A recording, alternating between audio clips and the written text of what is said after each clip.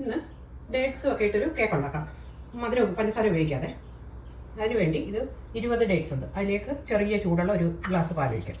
ഒന്ന് 15 മിനിറ്റോളം കുതിരട്ടെ. കുതിർന്നിട്ട് നന്നായിട്ട് അരച്ചെടുക്കാം.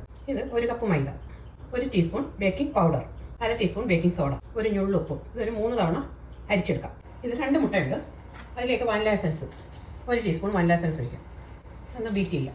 ബീറ്റ് ചെയ്യുന്നില്ല, ഇതുകൊണ്ട് ഒരു വിസ്ക് വെച്ച് നന്നായിട്ട് അടിച്ചെടുത്താലും മതി. അതിലേക്ക് ഒരു 2 table spoon vegetable oil, sunflower oil, ഈ ഡ്രൈ ഇൻഗ്രീഡിയൻറ്റ്.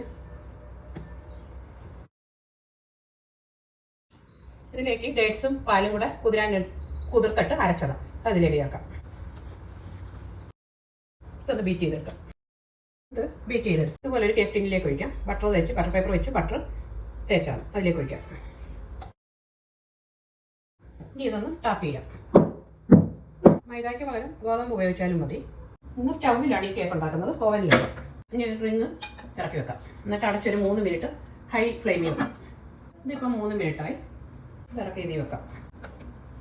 അടച്ചു വെക്കാം. ആദ്യം ഒരു ഹൈ ഫ്ലെയിമിൽ ഒരു 2-3 മിനിറ്റ് ഇട്ട് കഴിഞ്ഞു. പിന്നെ ഒരു മീഡിയം ഫ്ലെയിമിൽ വെച്ച് ഒരു 30 മിനിറ്റ് വെക്കാം, മീഡിയം ഫ്ലെയിമിൽ. ഇതിപ്പം അരമണിക്കൂറായി വെച്ചിട്ട് ഇനി ഇതൊന്ന് എടുത്ത് നോക്കാം. ഇത് വെന്തിട്ടുണ്ട്. ഇനി ഇത് ഓഫാക്കാം.